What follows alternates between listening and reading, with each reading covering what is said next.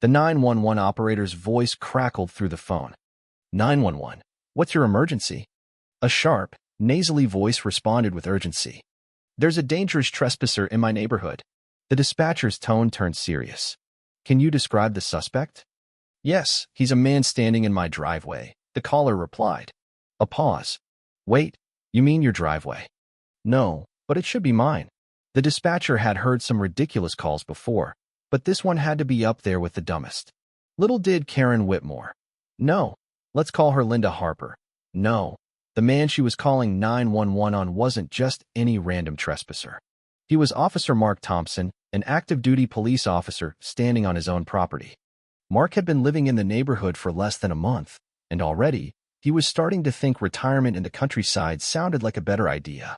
He had bought his home outside the HOA's jurisdiction on purpose. He didn't want to deal with absurd rules about mailbox colors or garbage cans being a half-inch too far from the curb. The property was perfect, a spacious driveway, quiet neighbors, and best of all, no HOA breathing down his neck. Or so he thought. Linda Harper, the self-proclaimed guardian of neighborhood standards, had made it her personal mission to bring Mark's house under HOA control, despite it never being part of the association's territory. From the moment Mark moved in, Linda had harassed him.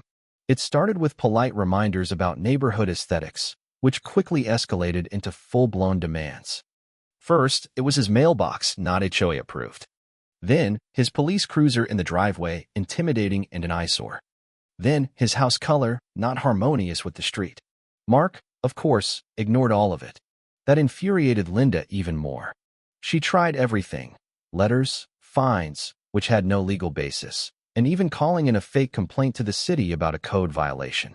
Nothing stuck. So, when she saw his cruiser in his own driveway that morning, she decided she had had enough. She was going to teach him a lesson. So, she did what any unhinged HOA president would do. She called 911. Mark was inside enjoying his morning coffee when he heard the faint sound of sirens in the distance. His police scanner had already picked up something interesting: a suspicious trespasser in his neighborhood, a dangerous man lurking in a driveway. Mark smirked. Oh, this is going to be good. He stepped outside casually, just as the patrol cars pulled up. 2 officers exited, looking around for the suspect. And there she was, Linda Harper, in full dictator mode, jabbing her finger toward Mark. There. That man. Arrest him for trespassing. The officers turned their heads and, upon seeing Mark, burst into laughter. Wait. One of them coughed, trying to compose himself. Linda, are you telling us that this trespasser is Officer Mark Thompson? Linda's self-righteous fury faltered for a moment, but she quickly recovered. I don't care if he's a janitor or the mayor. He's illegally parked, and this is private HOA property. Mark folded his arms, shaking his head. Linda, I've told you a dozen times, my property is not part of the HOA. Linda's eyes twitched. It should be. One of the officers sighed, rubbing his temples. Ma'am, you can't call 911 just because you don't like someone's car being parked in their own driveway. Linda gasped, as if she had just been insulted. Excuse me? Are you refusing to uphold the law? This is a crime. The other officer shook his head. No, ma'am, this is not a crime. But you did just file a false police report. That is a crime. Linda's face drained of color. What?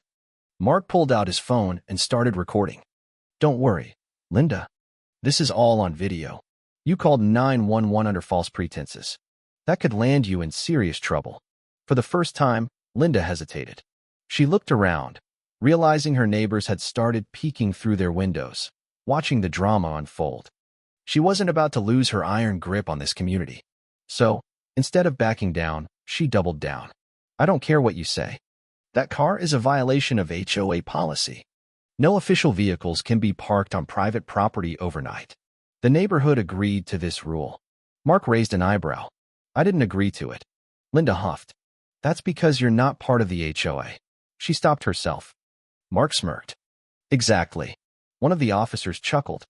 So, you do admit he's not part of the HOA? Meaning your rules don't apply to him? Linda's mouth opened, then closed, then opened again. She turned beet red. Mark crossed his arms. This was fun, Linda, but you're wasting police resources, and you've just made my day. The officers gave Linda a final warning about making false police reports, but they let her off with a stern lecture. Linda, however, wasn't about to let this go. As the patrol cars left, she pointed a perfectly manicured finger at Mark. "You may have won today, but mark my words, this isn't over." Mark just took a sip of his coffee. "I sure hope not. This is way more entertaining than daytime TV."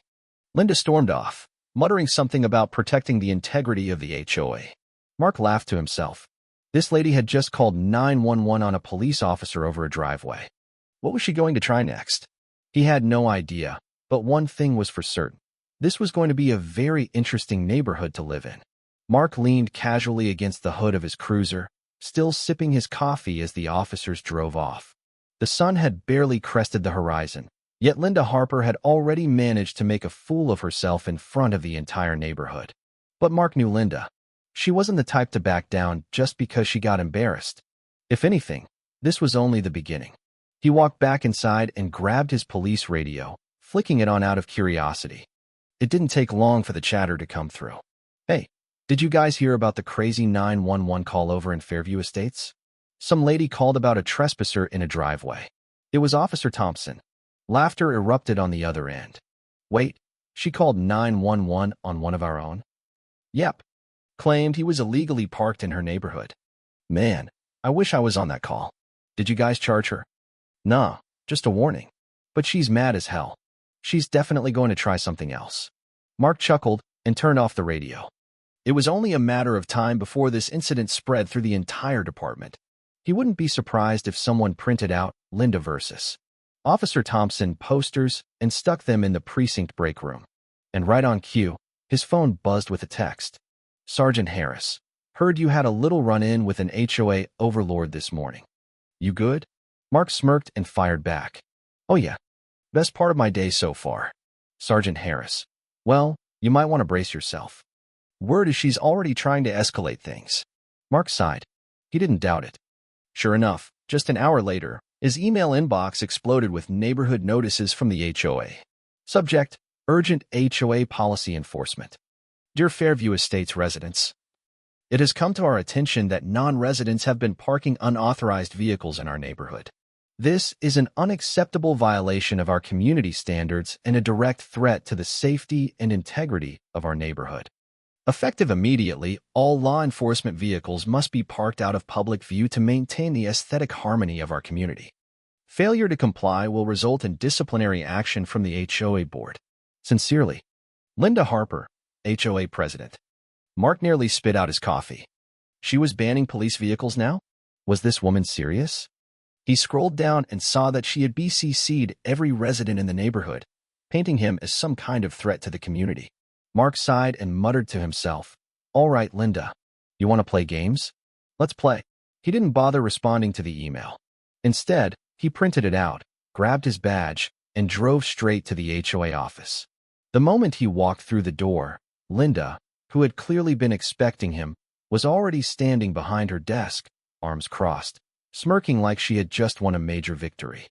"Well, Officer Thompson," she said smugly, "I assume you're here to move your vehicle." Mark leaned against the doorway, arms crossed. "Linda, do you even hear yourself? You just sent a neighborhood-wide email banning police vehicles from a public neighborhood. What's next? Fire trucks?" Linda didn't even flinch. "This is private HOA property. We have the right to enforce our rules." Mark nodded slowly. "Okay, let's test that theory." He pulled out his phone, dialed a number, and put it on speaker. "Code enforcement. How can I help you?" Linda's smirk vanished. "Yeah, this is Officer Mark Thompson. I've got an HOA here trying to enforce illegal vehicle bans on public roads. Could you send someone down?" Linda froze. You wouldn't dare." Mark raised an eyebrow. "Lady, you called 911 on a police officer. You think I won't call code enforcement on you?" Linda's face went pale. Within 30 minutes, a city inspector arrived. The inspector, a gruff-looking man named Mike, walked into the HOA office already looking annoyed. "All right, what nonsense am I dealing with today?" Mark handed him a copy of the email. Mike skimmed it, then looked up at Linda. "Ma'am, are you out of your mind?" Linda straightened her posture. "I don't appreciate your tone." Mike scoffed. "Well, I don't appreciate HOAs acting like they run the government. You can't ban emergency vehicles from public roads, and you sure as hell can't dictate what a police officer does on his own property. Linda tried to argue, but Mike cut her off. In fact, you just violated city code by even attempting to enforce this rule. That's a fine of up to $5,000. Linda gasped. You can't do that. Mike smirked. Oh, I can. And I will. Expect a formal citation in the mail. Mark had to bite back his laughter as Linda visibly shook with rage. This is an outrage, she snapped. I am simply trying to uphold the standards of this community. Mike rolled his eyes. Lady, I've dealt with plenty of HOA presidents in my time, but you might be the worst. And if I hear one more complaint about you harassing residents, especially a police officer, I'll personally recommend a citywide investigation into your HOA. Mark grinned. Sounds fair to me. Linda was fuming. She grabbed the HOA rulebook from her desk and slammed it down. You haven't heard the last of this. Mike sighed and turned to Mark. You let me know if she tries anything else. I'd be happy to shut this place down. Mark gave him a casual salute. Will do, Mike. As the inspector left, Mark leaned toward Linda's desk. See, Linda, you should have just let me enjoy my driveway in peace. Linda's eye twitched. This isn't over. Mark smirked. Oh, I hope not. He walked out of the office, already wondering what Linda's next move would be. She was too petty to back down, and Mark was more than ready for round 3. Mark knew Linda wasn't the type to accept defeat gracefully. The HOA president had just been humiliated in front of a city inspector, caught illegally trying to enforce rules she had no power to impose. If she had any sense, she would have backed off and left him alone. But Linda had never been known for her sense. The first sign that she was plotting revenge came the next morning. Mark stepped outside to grab his morning coffee and newspaper when he noticed something odd. A neatly folded HOA violation notice sat on his windshield. Mark laughed out loud. The sheer audacity of it. He picked up the notice and read. Violation, unauthorized vehicle storage. Description, police vehicles are considered commercial property and may not be stored in residential driveways overnight. Please remove immediately or face a fine of $250 per day. Signed, Linda Harper, HOA President. Mark shook his head in disbelief. She was actually trying this again. Now, the normal person might have gone straight to the HOA office to confront Linda. But Mark wasn't a normal person. He was a cop. He knew the best way to deal with Linda was to let her dig her own grave. So, instead of responding, Mark did nothing. And sure enough, by noon, his email inbox exploded. Linda had mobilized the HOA loyalists. Emails flooded in from concerned residents about how Mark's police cruiser was bringing down property values. Someone even went so far as to claim it was making the neighborhood feel unsafe, as if a police presence was a bad thing. Then came the anonymous letters slipped under his door, stuffed into his mailbox. Each one more ridiculous than the last. We don't feel comfortable with your vehicle here. This is a family neighborhood, not a crime-ridden city block. Your presence is intimidating to children. Mark had to laugh. These people were so afraid of the HOA, they weren't even signing their names. And then, the petty vandalism started. At first, it was subtle. Someone scattered leaves and trash near his driveway in an attempt to make it look messy. Then came the eggshells cracked near his tires. And finally, the most ridiculous of all, someone taped a giant HOA fine notice to his garage door. Mark walked out, peeled it off, and smirked at the security camera on his porch. Oh, Linda, he muttered. You were really asking for it. When the vandalism didn't work, Linda switched tactics. She weaponized city bureaucracy. Over the next 3 days, Mark received a noise complaint from the city about excessive siren usage. He hadn't even turned on his lights. A zoning violation for operating a commercial business from home, because apparently being a cop was now a business. A code enforcement notice claiming his fence was an inch too high. Mark knew exactly who was behind it, and he wasn't about to let it slide. He filed public records requests with the city and confirmed what he already knew. Every single complaint had been submitted anonymously, but the handwriting, the same perfectly neat, looping cursive as Linda's signature. Mark grinned. He finally had real evidence. It was time to play offense. The confrontation, HOA meeting from hell. Mark waited until the next HOA meeting, held in the neighborhood clubhouse. Normally, he avoided these ridiculous gatherings like the plague, but this time, he had a plan. The room was packed. Linda had clearly invited as many HOA loyalists as possible. They were all smug, as if they'd already won. Linda stood at the front, her HOA rulebook in hand. "Before we begin," she said, "I'd like to bring up a matter of extreme importance. Officer Thompson's vehicle continues to violate HOA guidelines, and we must take immediate action." Murmurs of agreement rippled through the crowd. Mark stood up, smiling. "Actually, I'd like to address that." Linda narrowed her eyes. "There's nothing to address.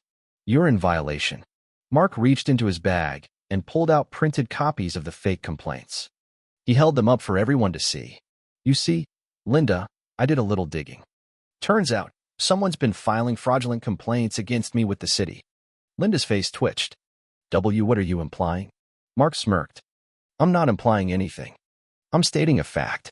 These complaints all came from one person, and wouldn't you know it, the handwriting matches exactly to the notices you've been leaving on my car." The room fell dead silent. Linda's mouth opened, closed, opened again. She looked like a fish gasping for air. Mark continued. "So, here's where we stand.